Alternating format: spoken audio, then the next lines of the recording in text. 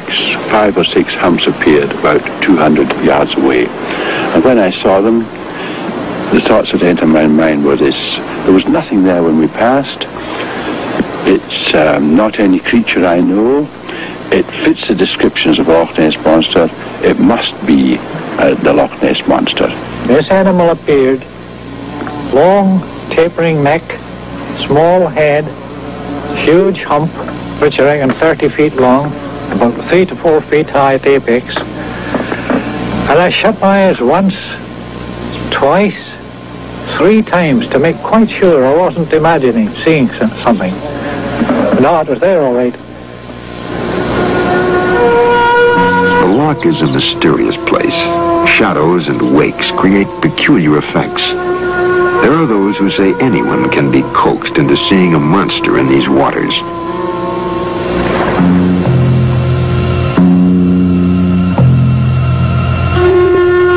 But if the monster is only an optical illusion or an hallucination, how can one explain these photographs, taken by a former professional army man, Frank Searle of London?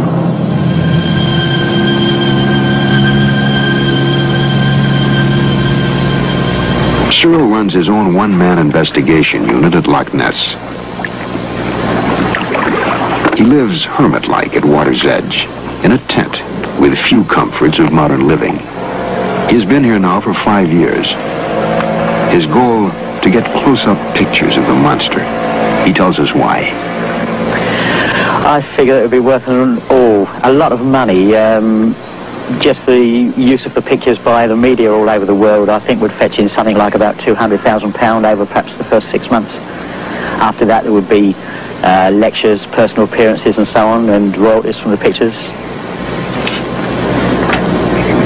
Nicholas Witchell, law student and part-time monster hunter, in a new book published in London this summer, questions the authenticity of Searle's photographs. I'm afraid there are people who are faking photographs on the loch at the moment. This is done by superimposing objects onto negatives and by placing objects in the water and then photographing them. And recently these pictures have been getting a great deal of attention from the popular British press. To get better pictures, the monster hunters took their cameras underwater in submarines for the first time in 1969. But the unusually peaty and murky darkness of the loch's waters closed off all possible visibility. The submarines were considered useless and were withdrawn.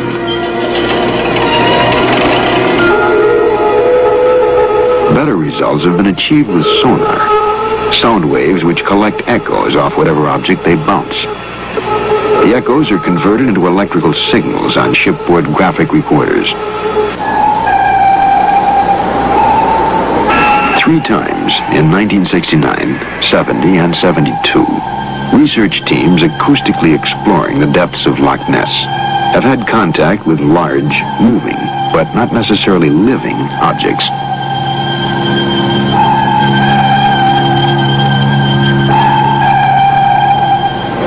The director of one of these expeditions was a Boston patent lawyer, Robert Rhines, who returned to Loch Ness in June 1974 to undertake a more ambitious underwater project.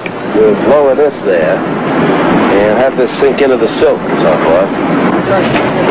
Rhines' plans call for the dropping of 2 waterproof cameras into the loch.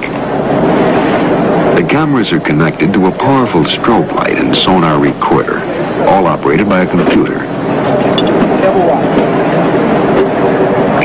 When an object larger than 30 feet passes through the sonar beam, the computer will activate the strobe light and cameras. Every 10 seconds, another picture will be taken until the object passes out of the sonar's range.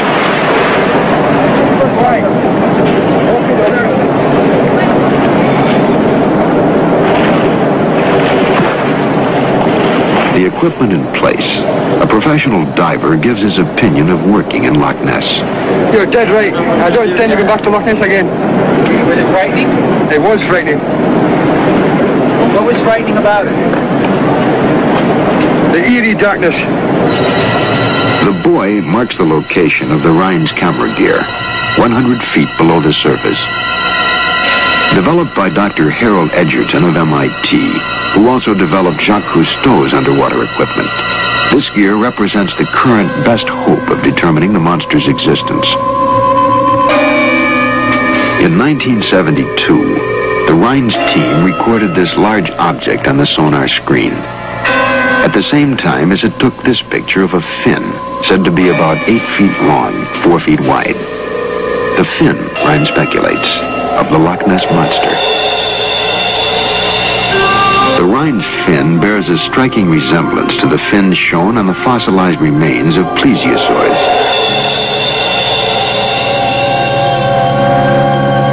Dr. Nicholas Houghton, a vertebrate paleontologist at the Smithsonian Institution, replies, I think it's very unlikely that anything the size of a plesiosaur would be able to live in Loch Ness without our being aware of it long before now. Or being able to live there, period, because there just isn't enough room for something that big. In thinking about a plesiosaur, you have to think in terms of moderate-sized whale, as far as the amount of room it needs and the amount of food it needs.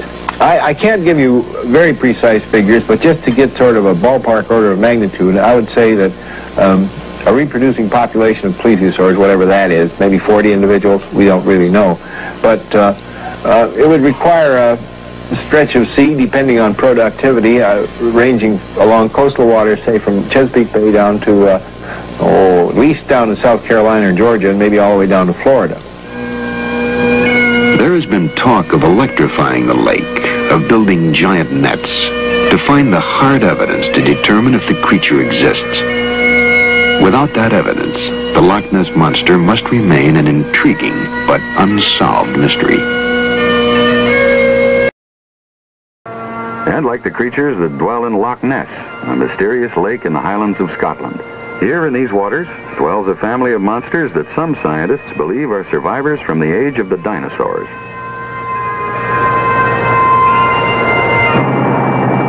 The Loch Ness Monster has been reported seen by thousands of people, by tourists, and by the villagers who live around the lake. And yet for years, the scientific establishment has denied the possibility of the monster's existence. Denied it even though its history goes back to the year 565, when a saintly monk first wrote about his encounter with the creature. Denied it even in the face of contemporary accounts, like that of the Reverend Father Brucey. We were standing on the jetty by the boathouse, just on the left there, and looking across to the bay, we saw a sudden tremendous turmoil in the waters, and without being able to see anything what was causing it. And suddenly we noticed this huge black head moving along 7 or 8 feet out of the water, very, very slowly, coming towards us in a diagonal direction. And then after about 15 seconds it went down, but we never saw any humps, but it was very exciting while it lasted. A creature like the one Father Brucey saw was photographed in 1934 by a vacationing London surgeon, Robert K. Wilson. But scientists rejected that photograph as evidence, as they did this one, taken in 1951 by Lachlan Stewart, a photograph which shows the mysterious humps that undulate on the creature's back. This picture, taken in 1955 by Peter McNabb, was similarly rejected, even though it clearly shows the creature nearby a familiar landmark. There were at least 16 photographs of the Loch Ness Monster, and all of them were rejected as evidence by the scientific community. It wasn't until this man, Tim Dinsdale, took his motion picture film of the monster that some scientists began to take notice. It was in 1960. Dinsdale, an aeronautical engineer, took this film with his 16mm spring-wind camera using a 135mm telephoto lens. He submitted the film for analysis to the Joint Air Reconnaissance Intelligence Center at the British Defense Ministry. They enlarged the film, as shown here, subjecting it to intense scrutiny. Their conclusions? That the film is of a living object, that it's moving 10 miles per hour, and that it's 6 feet wide and 5 feet high. Dinsdale's film of the creature encouraged a new breed of monster hunters. Starting in 1962, the Loch Ness Phenomena Investigation Bureau brought a long-needed expertise into the search. They kept cameras pointed at all times on strategic parts of the lake. Their major achievement?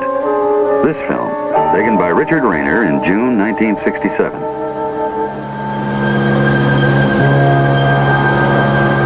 British Air Force scrutiny of this film led to the conclusion that, like the earlier Tim Dinsdale footage, this was a picture of a living object of some size.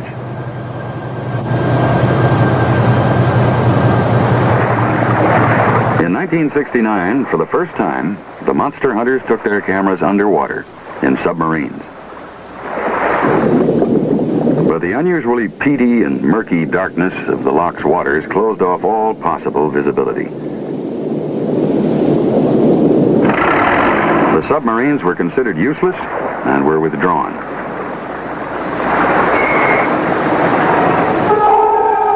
Better results have been achieved with sonar, sound waves which collect echoes off whatever object they bounce.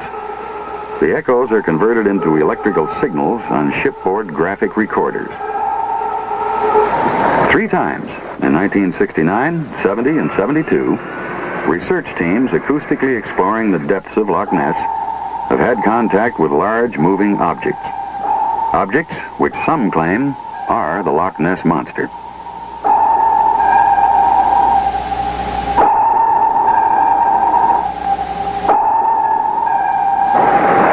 The director of one of these expeditions was a Boston patent lawyer and physicist, Dr. Robert Rines, who 4 times has returned to Loch Ness to try to get subsurface photographs of the monster.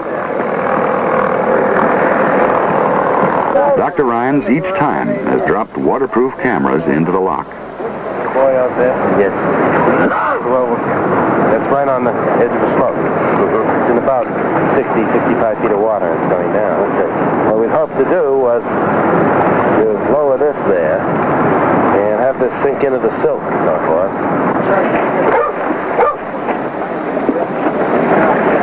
The cameras have been developed by Dr. Harold Edgerton of MIT, who also developed Jacques Cousteau's underwater equipment. The cameras are connected to powerful strobe lights and sonar recorders, all operated by computers. On at least 2 occasions, objects larger than 30 feet, like the Loch Ness Monster, have passed through the sonar beam. The computers then activated the strobe light and cameras, taking pictures every 10 seconds. In this way, the Rines team has collected the best evidence to prove the Loch Ness Monster's existence.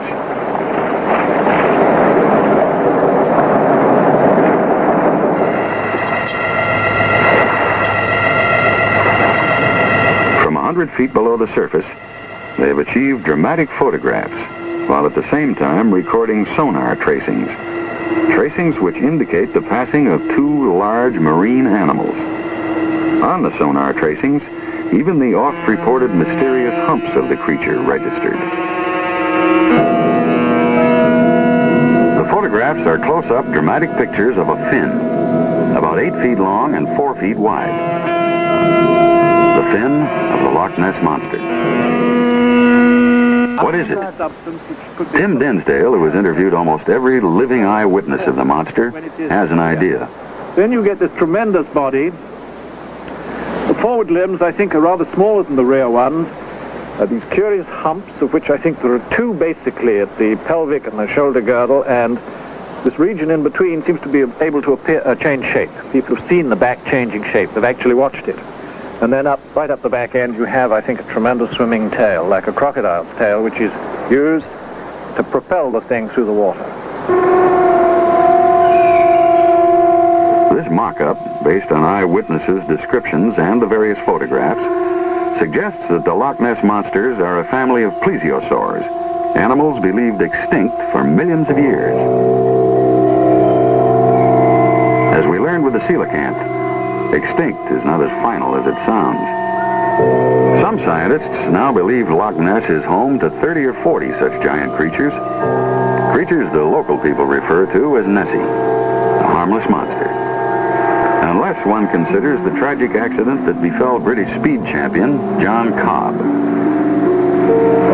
Attempting to set a new record on water, Cobb took his boat, the Crusader, onto Loch Ness in 1955.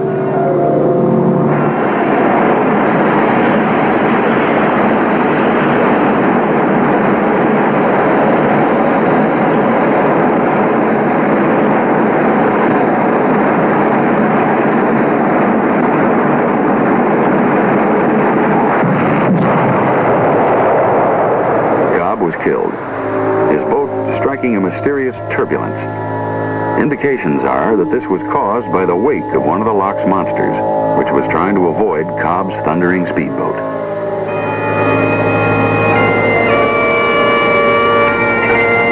Once rejected by scientists and skeptics, the Loch Ness monsters are now believed to live in this lake, 24 miles long, 1 mile wide.